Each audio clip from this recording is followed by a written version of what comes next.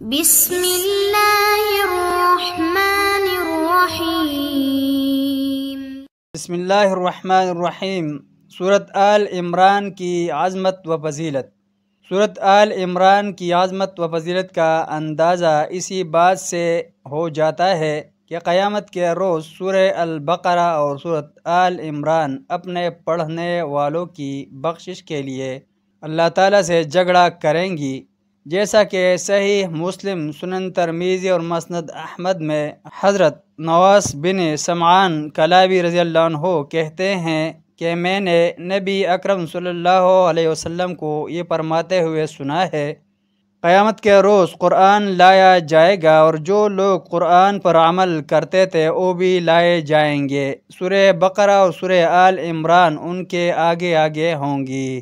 اس کے بعد نبی صلی اللہ علیہ وسلم نے ان دونوں صورتوں کی 3 مثالیں دیں جنہیں میں آج تک نہیں بھولا۔ یہ دونوں صورتیں بادل کے 2 ٹکڑوں کی طرح ہوں گی یا 2 کالے رنگ کی چھتریاں ہوں گی جن میں روشنی چمک رہی ہوگی، یا 2 قطاریں فرندوں کی ہوں گی اور یہ اپنے پڑھنے والوں کی طرف سے جھگڑا کریں گی۔